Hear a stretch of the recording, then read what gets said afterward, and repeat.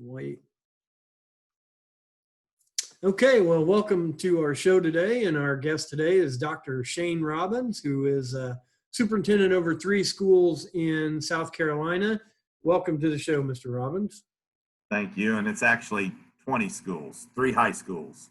Okay. Well, let's just jump right into that then. You went from Mount Vernon towards Indianapolis, and you are now in South Carolina. Just talk about how many schools you are over. Sure. So I'm just outside of the state capital of Columbia. It's a county school district, a lot like we have in Indiana. And we have just under 11,000 students in our school district. So in our district, we have 11 elementary schools, 4 middle schools, 3 high schools. We have our own vocational school, and then we have an alternative, or what we call continuous learning center. So 20 different locations. Okay. Well, as a superintendent, you've had to deal with many things, obviously, but one thing you obviously don't prepare for is what COVID-19 did. So talk a little bit. I know that e-learning has been big around Indiana. I talked to someone the other day that actually told me because of kids that didn't have internet, that they were actually taking mini buses and buses around and setting up where the kids would be able to get internet from equipment that they had on the buses. So how did you handle COVID-19 in South Carolina? Yeah, so when I came to South Carolina, they were just getting started in the e-learning platform. You know, I've been blessed that I've initiated e-learning in 2 districts in Indiana. So we were ahead of a lot of school districts in terms of preparation that way. In Indiana, before I left, I Wi-Fi'd all of our buses and all of our activity buses at Mount Vernon. When I came to South Carolina, I wanted to do the same thing, but in South Carolina, it's a little bit different because the state actually owns the school buses. So, you know, with your affiliation with schools, that we have a bus replacement plan, and the school districts and the local communities own their buses. So it made it a little difficult to have the flexibility to put Wi-Fi on all those buses, but I put Wi-Fi on our activity buses, and then the state came out and they allowed us to put Wi-Fi on more buses once the COVID-19 was initiated and we had the school closures. We did the same thing. We cover a large geographical area, and there is a population of students that don't have access to the internet. The thing that I have found different in South Carolina versus Indiana, there's a lot of pine trees in South Carolina, and it's logging country. So even if you wanted internet access, the signal is probably getting blocked, and it's just not good connectivity. So we created a map, and we had Wi-Fi locations where we took buses out and we parked them as well, so that students could get close to them and they could access the internet, or they could come to the parking lots of the schools and access them. The other thing we did is we partnered with as many folks in the community as we could, local businesses, for them to provide free Wi-Fi access to the kids as well. So that's really how we started the initiative once the announcement for school closures took place. Well, one of the big challenges for everyone has been end of the school year and how you handle seniors. There's been all kinds of creativity that's had to take place for awards, and there's been parades for the kids, and obviously how and when graduation is handled has varied depending on what school district you go to. How have you handled that, and are your graduations in the books or coming up?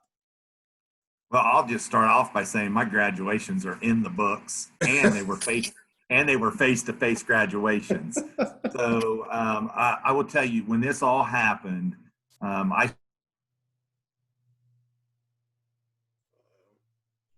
originally it was daily, and then I kind of backed it off to a weekly update, and it was just, you know, my COVID-19 update. And we really covered what we were going to do with end of the year programs, awards programs, proms, graduation, because you know as well as I do, about every 24 to 48 hours, information was changing. And so we had to be flexible to adapt to that, you know, current information. So for us, you know, there were a couple things that I felt like we did, and we did pretty well.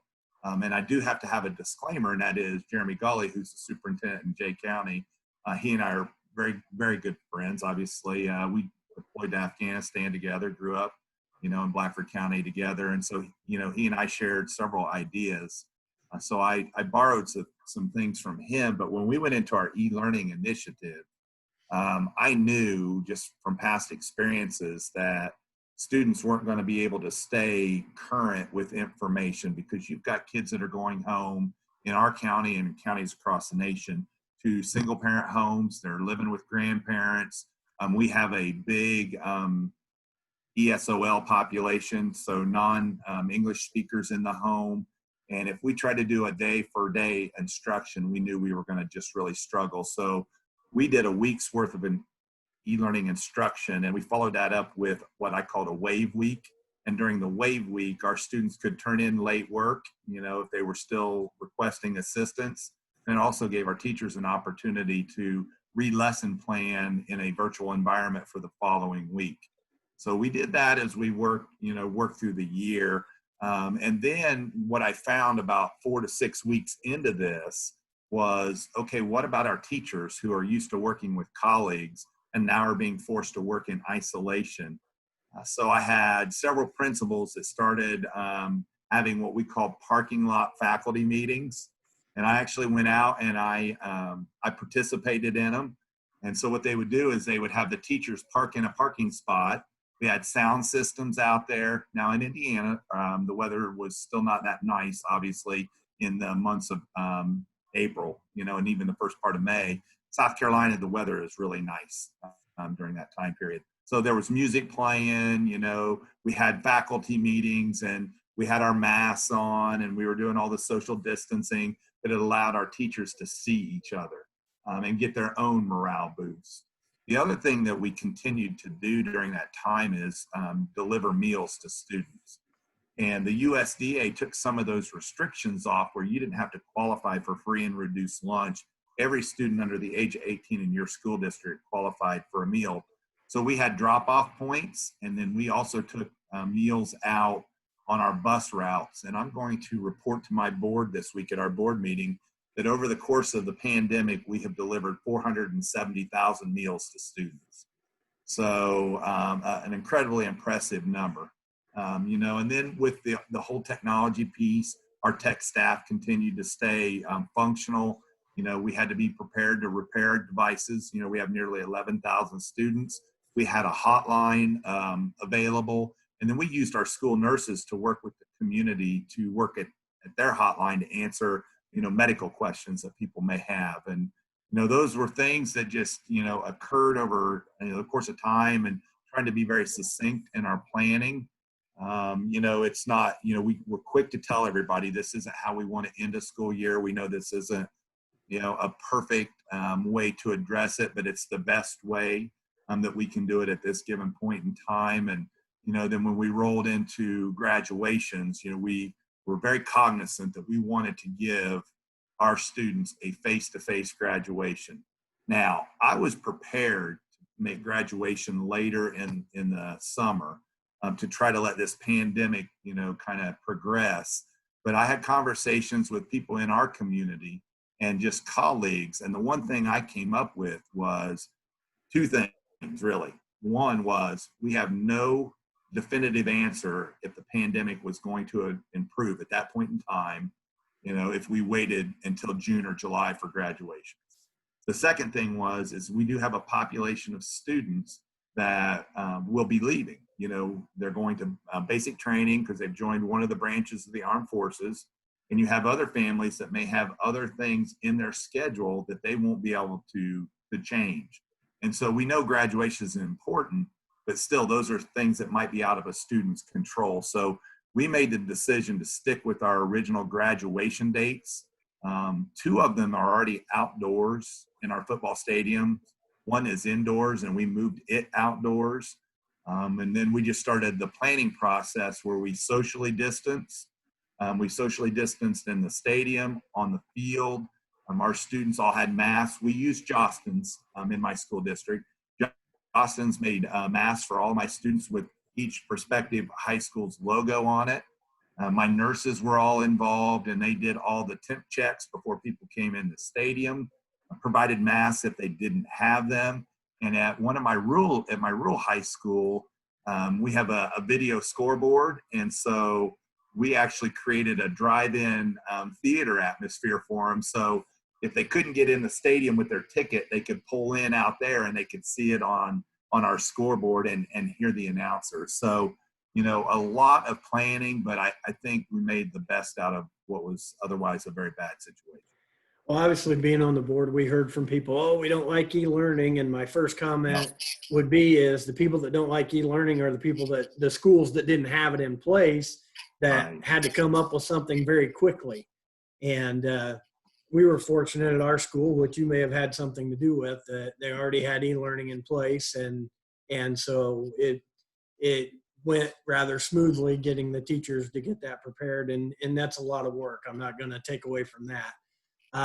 Well, I know this year's graduation was kind of special for you, and I know it probably has been. I've already been able to give one son his diploma and have my name on it, and my niece. And now when my daughter graduates this July, I'll be doing the same with her. You got to do that as a superintendent. Talk about the feeling that gave you to do that. Yeah, how special, right? Sometimes I say there's not a lot of perks to my job, but one of the perks is to see, my sons graduate, have my name on their diploma, and then actually, typically I would have handed him his diploma, but we did the social distancing, and I would have given him a hug, but I was fearful to do that too, and I didn't want to, violate, what we had set out for everybody else. But yeah, it was really neat, and more so afterwards than to pull, Heather and Bryce in with a picture with him. And now I've got a picture of the family when Bryce graduated from Mount Vernon in 2016. And now Brandon graduating here in South Carolina from Lugoff Belgian High School in 2020, and pair those together. And that's just a memory that I will always have. Well, hopefully the COVID-19 police aren't around, because my daughter's getting a hug at graduation. So mask or not, I figure I live in the same house that we're okay. I know that not only COVID-19 you had to deal with, but you also had a tornado that destroyed one of your schools. And that just, talk about snowballing effect. I've had a heck of a year. So in the first, early days of January, we had an EF2 tornado roll through, and it destroyed my small high school. Like I said, I have 3, and this one is roughly 500 students, but it was on a Saturday night, so no one was in the building, thankfully, but it just, we have a huge concrete football stadium. It split it in half. It took rooftop units off the buildings and threw them through our buses. It was horrific. And so, we went right to work, and I'm very fortunate that the training I have in the military is disaster response type of occurrences that I deal with. And so I just tried to apply that mindset to game plan. But one of the things that was fortunate for us, we built a brand new vocational school about 18 months ago. And when we vacated the one that we were in, it was still in decent shape. So we'd somewhat mothballed it, but it was a brick and mortar building. So I was able to move those students into that brick and mortar building and continue with classes. It was close to that campus location, but it was an alternate location nonetheless. Those kids were amazing. They really adapted. They were resilient. We had a lot of different people. I was overwhelmed with the number of people that reached out to want to help. And so we had donations. We had schools that were adopting teachers to donate to their classrooms. But one of the neatest donations that we received was from the Carolina Panthers. And so I had the privilege of putting those kids in an auditorium and had no idea what was going on. And the announcer for the Carolina Panthers and his whole PR crew was there, and and shame on me, I know Boomer for the Pacers, but I don't know what the Panthers cat's name is. I was there dancing around and music playing, and the kids were like, "What's going on?" So they donated a check to us. They donated practice jerseys to us. course, they just hired a new football coach, and when a new coach comes in, they'll buy their own weight room equipment. So they donated a large portion of their weight room to us. Was just amazing. And then the final thing was they told the kids that they knew that this had been really bad for them losing their school.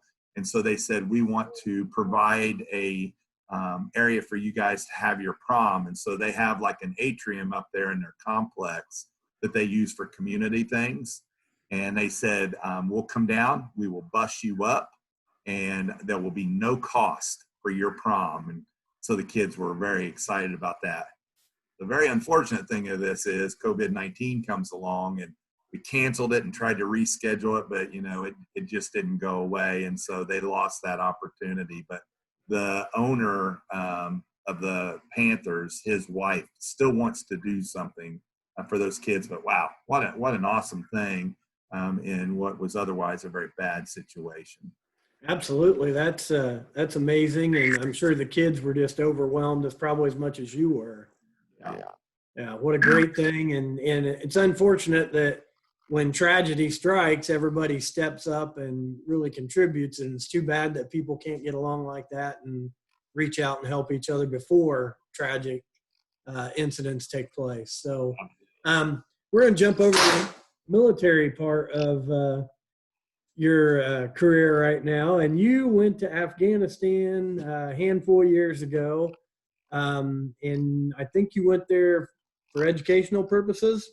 Yep. So talk a little bit about what you did when you were there, your last trip.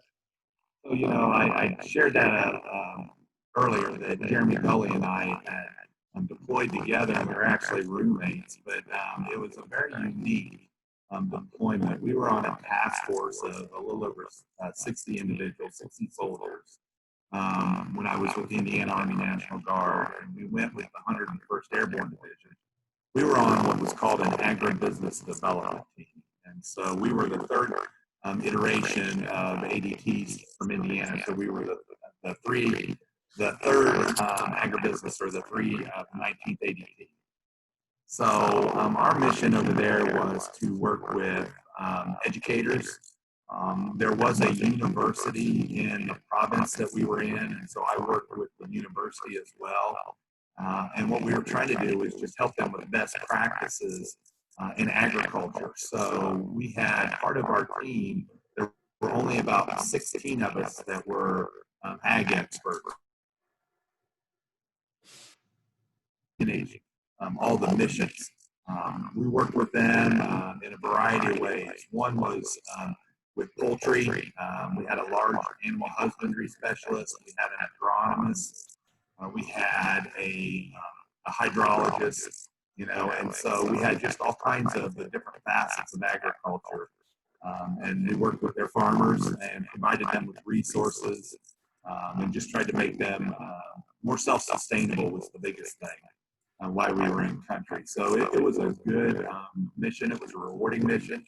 Before I left, I had worked with the State FFA Association, and I was just reaching out, trying to get lesson plans in all the different areas that we might be able to share with them once we got into country. And so the state of Indiana and teachers in Indiana were very supportive.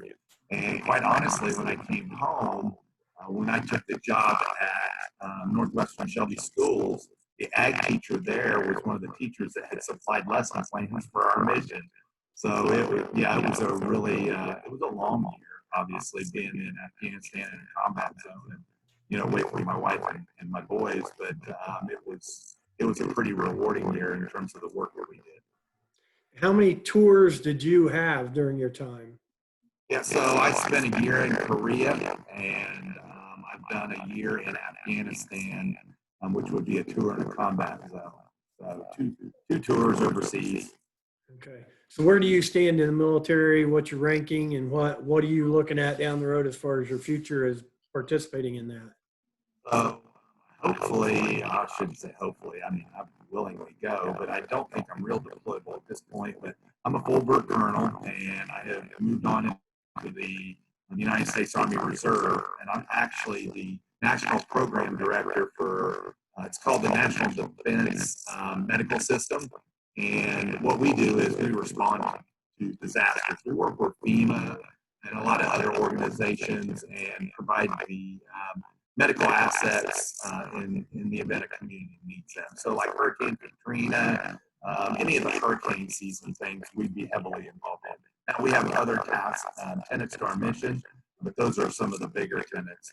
My actual duty location is in the office of the Surgeon General out of Fort Sam Houston, Texas now. So I'm currently working through War College, and once I complete War College, you know, it's a long shot, but there is a chance that I might be able to pick up a star. I don't know, but I'm going to work towards it. And it's a very flexible job I'm in right now. It's not like your typical reservist where you're going 1 weekend a month and 2 weeks in the summer. Of course, I'm working constantly, and I can do it remotely a lot of times. And about once a quarter, I'll go to Texas to work at the hospital out of Texas. Okay. Well, I know you've been a teacher, you've been an athletic trainer, superintendent in the military. What do you think that you have gained the most out of your experiences? What has helped you just in life in general? And what motivates you to, you've always wanted to be involved with kids, obviously, with those jobs. What motivates you to want to do that? You know, I think in all of those roles that I've been blessed to serve in, it's just that I like to serve. And so if I can look at situations and figure out how to resource them and make them better, and help drive an organization, you know, into a positive direction, that's my goal, you know, to provide people with those things. You know, I like to be a thinker and be creative and think outside the box, because sometimes I think we stymie our growth and our ability to move in a positive direction because we think inside a box. And so when you look at, you know, military leadership, you look at educational leadership, you know, they're really hand in hand. Leadership is just leadership. And, you know, I think it's important for any leader to understand that they're only as good as the people they're leading. And so I always joke with folks when I say, you know, I've got great big ideas, but they're only great big ideas if the people I'm leading buy into them, and I resource them, and I support them, and provide them the recognition they deserve to feel motivated to do those things. And, you know, I've been blessed to be able to see districts grow. We were the first in the Army. We were the first Army FCC to activate during a hurricane, and I think we did it quite well. So, you know, all those things don't happen by chance. You got to prepare. Okay, you grew up in a small community in Montpelier, Indiana, went to Blackford High School. Growing up, did you ever think that you would have these kind of experiences and you would be where you are today? I mean, yeah. You know, I didn't think I would leave Blackford County, let alone the state of Indiana. Blackford County in my sights. I didn't think I would leave Indiana, but, you know, when the opportunity to come to South Carolina kind of presented itself, and at that time I was working out of Fort Jackson, South Carolina, I thought, you know what, this might be something I want to look into. So, you know, I'm happy I did it. You know, hopefully it's been good for my family to kind of expand them as well. I push them past the limits that they may have self-imposed, and it's given me a chance to meet a whole new set of people. And, you know, everybody has challenges, but to be a part of solutions in those challenges. So, yeah. And you went into the service straight out of high school, and then you went to Franklin College and played football, correct? Right. I spent time on active duty, and then when I came off active duty, I went down to Franklin, and I spent 4 years at Franklin, played football down there. And, you know, obviously the athletic trainer, and I'd be remiss if I didn't say this, and you're going to know, the reason I became an athletic trainer is because somebody who I just admired and respected was one of your coaches and my coaches, and that was Marty Daniel. And I just, you know, I really, I just had a lot of appreciation for him, and being an athletic trainer, I thought that's something that I want to do. And, you know, quite honestly, even though I don't work in that, you know, in that career field anymore, I keep my license active, and I'm a part of the Athletic Training Association down here in South Carolina, because when I retire, I can see myself doing that type of stuff again. Well, I may have to get a hold of you because I think my youngest is interested in that as well, as he hangs out with our athletic trainer at our high school. So that may be something I tap into your brain. Maybe I still talk to Marty a little bit down in Kentucky. I may have to tap into his as well. Well, Shane, I want to thank you for being on today. Obviously, a lot of great experiences and a lot of leadership that you've had to provide for the past 6 months with all the hurdles that your schools and students have had to clear. And I just want to thank you for coming on and sharing those experiences with the people that will watch this. And I wish you well as you prepare for whatever next school year is going to look like. Well, Chris, I just want to say thank you. It's always nice to see a friend. That's one of the beautiful things about technology. And it doesn't matter how long or how many days or months go by, you know, I still feel a closeness to our friendship. And so I appreciate the opportunity. Well, until next time, everybody stay safe and stay healthy. Thank you.